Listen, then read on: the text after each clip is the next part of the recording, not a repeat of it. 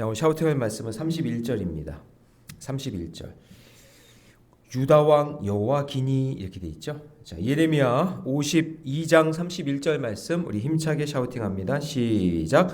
유다 왕 여호와긴이 사로잡혀 간지 37년 곧 바벨론의 에월므로닥 왕의 즉위 원년 12째 달 25째 날 그가 유다의 여호와긴 왕의 머리를 들어주었고 감옥에서 풀어주었더라. 유다 왕 여호와긴이 사로잡혀 간지 37년 곧 바벨론의 에월므로닥 왕의 즉위 원년 12째 달 25째 날 그가 유다의 여호와긴 왕의 머리를 들어 주었고 감옥에서 풀어 주었더라. 유다 왕 여호와긴이 사로잡혀 간지 37년 곧 바벨론의 에월므로닥 왕의 즉위 원년 12째 달 25째 날 그가 유다의 여호와긴 왕의 머리를 들어 주었고 감옥에서 풀어 주었더라. 예레미야 52장 31절 말씀. 아멘. 할렐루야. 자, 오늘 함께 읽은 귀한 말씀을 가지고 내 머리를 들어주시는 날, 내 머리를 들어주시는 날 이란 제목으로 하나님 말씀 함께 나누겠습니다. 자, 하나님의 섭리는 항상 뒤에서 완성된다라는 말이 있어요. 하나님의 섭리는 어디서 완성된다고요? 뒤에서 완성된다. 우리는 종종 한 인생을 볼 때 앞에서 볼 때는 실패한 인생 같고 패배한 인생 같고 절망적으로 보일 때가 있어요. 앞에서 보면.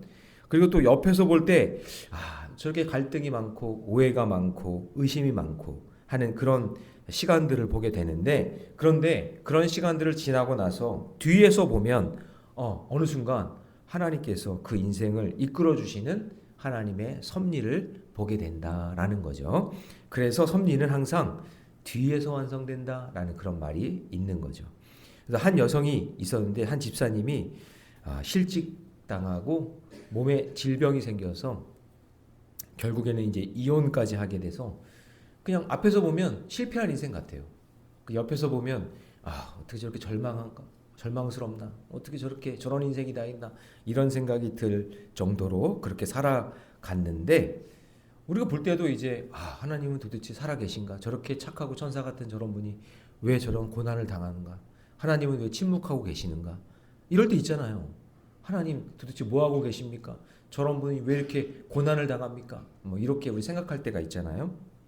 근데 몇 년 후 시간이 지나고 난 다음에요, 그분이요 다시 회복시켜 주시는데 몸도 회복시켜 주시고 관계도 회복시켜 주시고 나중에 보니까 그 인생의 그 모든 가정의 문제도 하나님께서 다 해결해 주시고 더 귀하게 사용하시더라고요.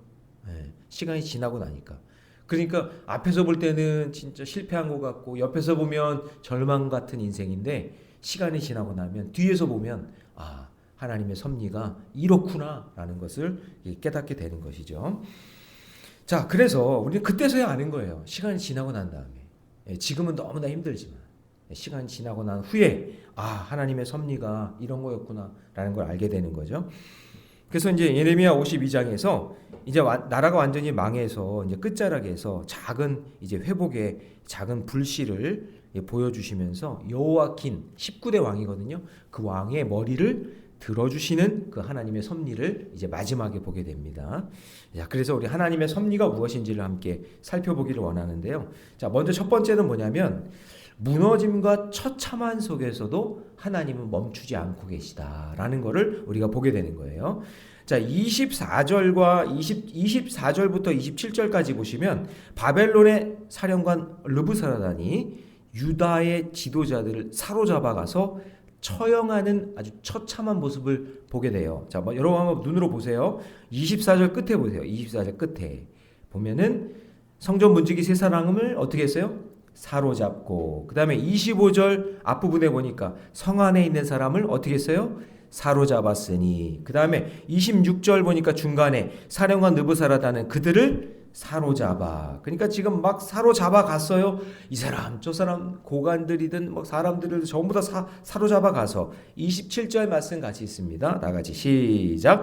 바벨론의 왕이 하맛 땅 림나에서 다 쳐 죽였더라. 이렇게 된 거예요. 그러니까 사로잡히는 모습, 그리고 쳐 죽이는 모습, 이런 모습이 마치 그 나라가, 그 인생이 끝나는 것처럼 그렇게 보이잖아요. 유다의 지도자들 불순종한 죗값을 그대로 치르게 됩니다. 여러분, 하나님은 공의 하나님이에요. 그 내가 인정을 안 해서 그런 거지, 나의 죗값을 하나님 반드시 치르십니다. 죗값을 하나님 반드시 갚게 하십니다. 그 심판의 한복판에서도요, 하나님은요 그 죗값에 대한 공의를, 그 심판에 대한 내용을 반드시 그 죗값을 치르신다라는 것을 기억하셔야 돼요. 그래서 우리는 하나님이 어떨 때는 무서워요. 하나님 어떻게 이럴 수가 있나 라는 생각이 들지만, 하나님의 그 공의가 통과되어야만, 그 공의, 심판의 그 죗값을 치러야만 그 뒤에 하나님의 섭리의 역사가 일어나기 시작하거든요. 그래서 처참하고, 그리고 무너짐에, 사로잡힘에, 쳐 죽이는 역사가 있긴 하지만 이것을 통과해야만 하나님의 섭리의 아름다운 열매가 있다는 것을 믿으셔야 됩니다. 자, 그래서 하나님의 섭리는 때로는 처참해요. 어떻게 보면 좀 무서워요. 이거 있으면 너무나 고통스러울 것 같아요. 그런데 그 아픔의 시간이 흘러가야 됩니다. 자, 그런데 하나님께서는 이 징계 가운데서도 언약의 말씀을 잊지 않고 계세요. 그래서 여러분 중요한 말씀 하나 우리 찾아봐요. 레위기 26장으로 한번 가서, 창세기, 출애굽기 다음에 레위기죠. 창세기, 출애굽기, 레위기 26장 44절.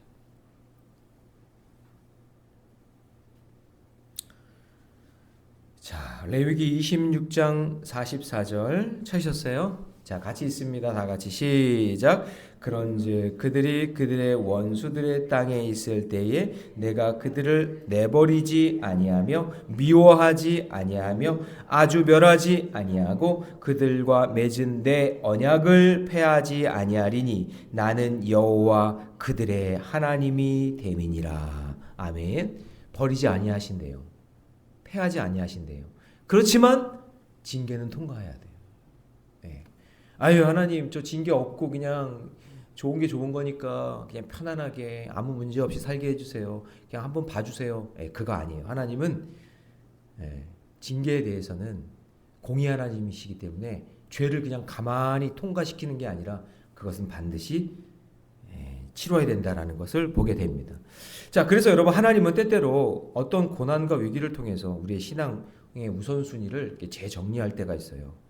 그래서 그 하나님의 섭리는 무너지는 고통과 처참한 상황을 제거하는 것이 아니라 그 모든 고통과 상황을 통과하면서 하나님의 뜻을 이루신다라는 사실을 꼭 믿으시기 바랍니다. 자, 적용 질문 드립니다. 지금 내 삶에서 무너진 것 속에서도 하나님은 여전히 일하고 계심을 믿고 있습니까? 예, 불평 원망하지 마시고 하나님의 섭리를 믿는 저와 여러분 되시기를 주님의 이름으로 축원합니다.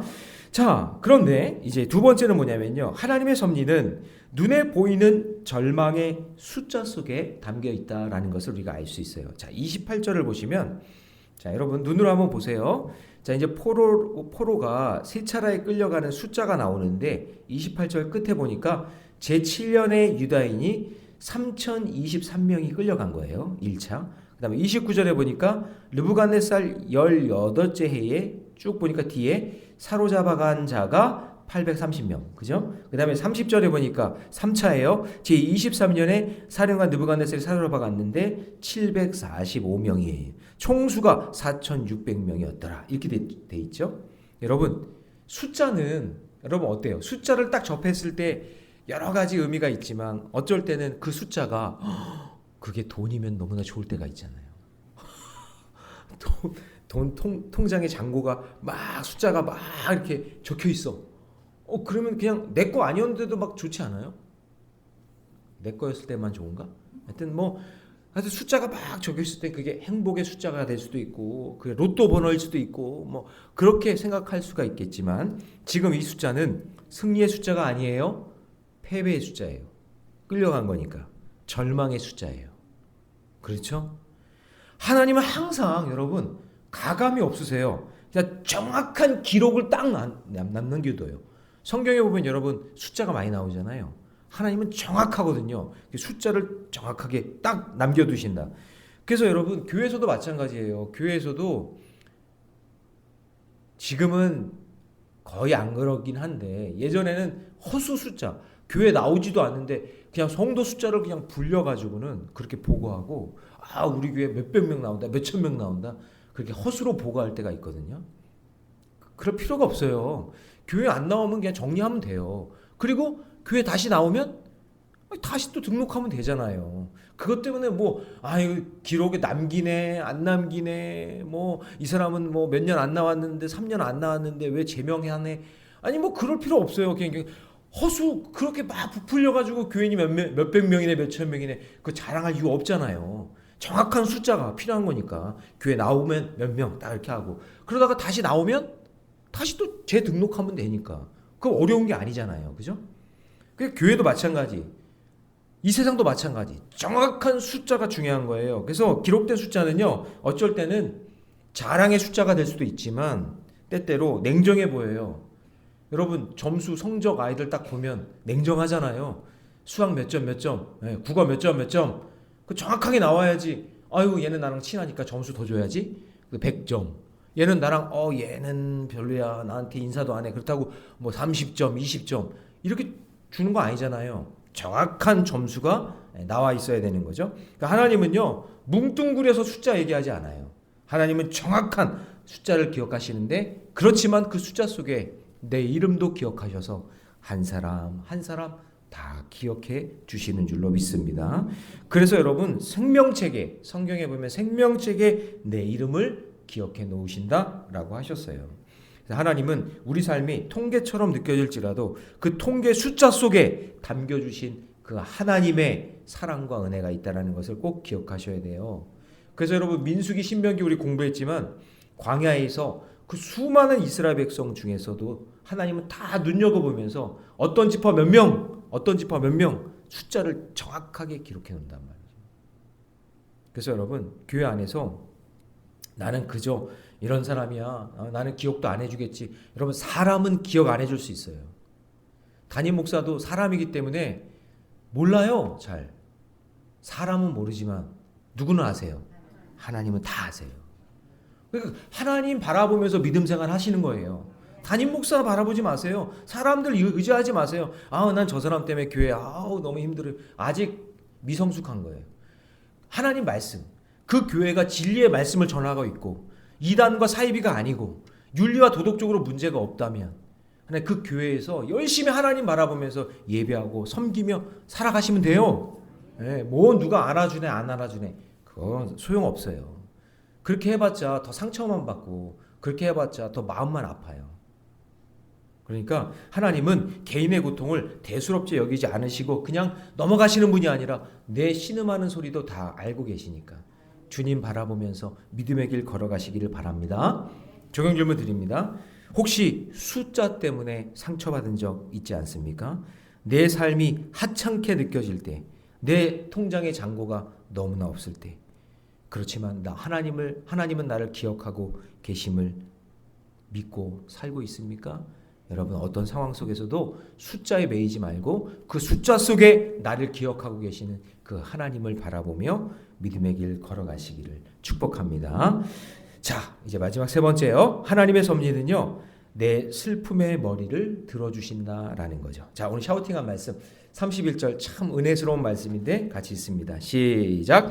유다왕 여호와긴이 사로잡혀 간 지 37년 곧 바벨론의 에월무라닥 왕의 즉위 원년 12째 달 25째 날일 그가 유다의 여호와긴 왕의 머리를 들어 주었고 감옥에서 풀어 주었더라. 자, 이 여호야긴을 기억해야 돼요. 여호야긴.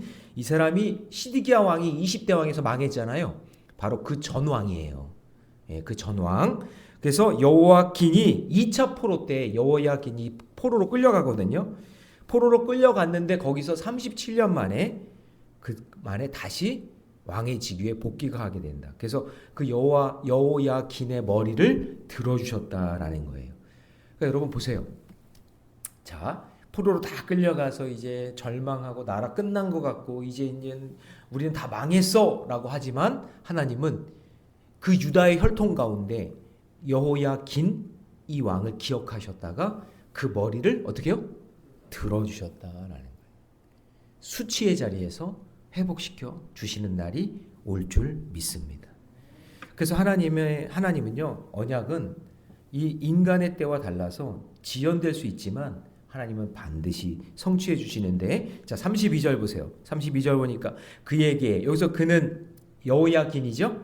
친절하게 말하고 그의 자리를 그와 함께 바벨론에 있는 왕들의 자리보다 높여주시고, 그 다음에 33절 보니까 그의 제수의 의복을 그러니까 포로로 끌려갔으니까 제수였을 거 아니에요. 그런데 다시 왕의 자리로 복귀시켜 주니까 옷을 바뀌어 입게 해주고, 그 다음에 왕의 앞에서 먹게 하고. 자 34절 같이 있습니다. 시작. 그가 날마다 쓸 것을 바벨론의 왕에게서 받은 정량이 있었고 죽는 날까지 곧 종신토록 받았더라. 그러므로 여러분, 하나님은 우리의 인생의 길에 고통의 지연과 어려움이 지연될 수 있어요.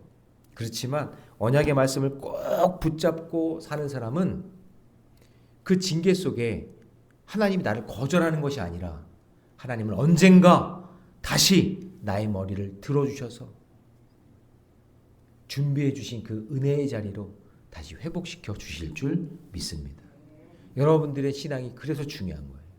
끝까지 믿음을 지키면 어느 순간 그 신앙의 그 깊이와 그 은혜를 깨닫는 자들이 나타나고, 그것을 통해 신앙이 회복되고, 그리고 여러분의 자녀 자손들이 잘 되는 복이 나타날 줄로 믿습니다. 적용 질문 드립니다. 나는 하나님의 때를 신뢰하며 기다리고 있는가? 아니면 조급함에 머리를 숙이고 있는가? 여러분 믿음으로 사십시오. 언젠가 여러분의 머리를 들어주시는 그날이 오게 될 줄로 믿습니다. 자, 예레미야 52장 여기서 끝이 아니라 머리를 들어 올리시는 하나님을 우리에게 보면서 심판 이후에도 숫자 속에서 오랜 기다림 뒤에 하나님의 섭리는 조용히 뒤에서 완성된다라는 것. 앞에서 볼 때는 실패인 것 같지만 뒤에서 볼 때는 하나님이 함께하고 계시다는 이 사실을 늘 마음에 기억하고 살아가는 저와 여러분 되시기를 주님의 이름으로 축원합니다. 자, 우리 한번 인사할까요? 옆에 사람과. 섭리는 뒤에서 역사하십니다. 네, 그래요. 섭리의 그 역사가 여러분 삶 가운데 있기를. 예, 예레미야 긴 시간이었는데, 예레미야는 잘 설교를 안 해요. 왜냐하면 너무나 슬픈 역사이기 때문에. 근데 그 긴 역사 가운데 여러분 함께해 주셨는데, 이 말씀 가운데 하나님의 은혜가 여러분 삶 가운데 늘 있기를 주님의 이름으로 축원합니다. 기도하겠습니다. 사랑의 하나님, 신실하신 하나님의 사랑을 보게 됩니다. 주님 앞에서 보면 절망이고 실패였는데 뒤에서는 하나님의 섭리를 알게 됩니다. 이스라엘 죄를 그렇게 져놓고도 자기의 죄를 깨닫지 못하고 결국은 망의 절망의 자리까지 가게 되었지만, 하나님의 언약은 신실하시기에 다시 그들의 머리를 들어 올려주시고 그들을 회복시켜 주시는 그 하나님의 사랑을 깨닫게 해주시니 감사합니다.